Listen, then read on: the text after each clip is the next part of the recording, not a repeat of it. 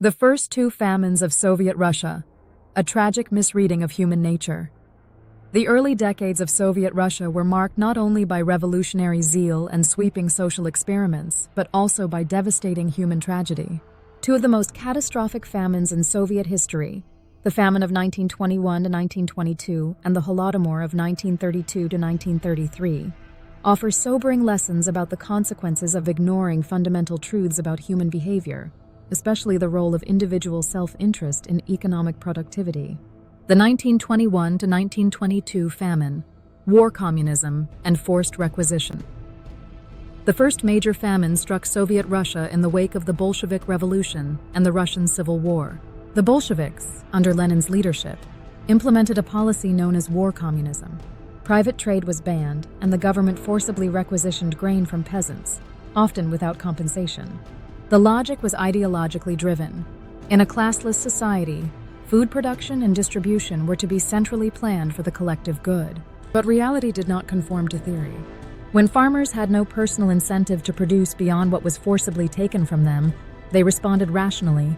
They produced less. Some even stopped planting altogether, knowing that the fruits of their labor would be seized. Predictably, agricultural output collapsed. Combined with the chaos of civil war and drought, the policy led to a famine that killed an estimated 5 million people. Rather than recognizing the role of self-interest in motivating labor and innovation, the communist leadership doubled down on coercion, labeling resisting peasants as kulaks and enemies of the state.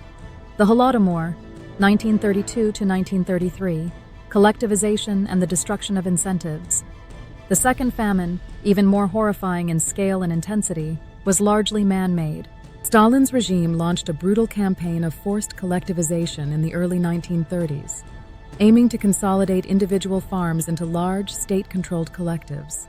Private ownership was abolished, and the state dictated production quotas. Again, the central planners misunderstood a simple truth.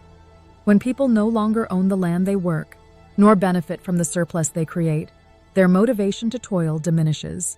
Peasants, stripped of their land and autonomy, lost any incentive to produce more than the bare minimum, or even to produce at all. Grain requisitions continued aggressively, often leaving farming communities with nothing to eat. The result was the Holodomor, a famine primarily affecting Ukraine, where estimates of the dead range from 3 to 7 million. In many regions, people starved beside grain silos filled with food earmarked for export or military use. Ideological blindness and the cost of ignoring human nature. In both cases, the root cause of famine was not just bad weather or war. It was an ideological system that ignored the basic fact that humans are driven, at least in part, by self-interest. Incentives matter. When people are deprived of the right to reap the rewards of their labor, productivity collapses. The Soviet leadership's attempt to reshape society without understanding this reality proved fatal for millions.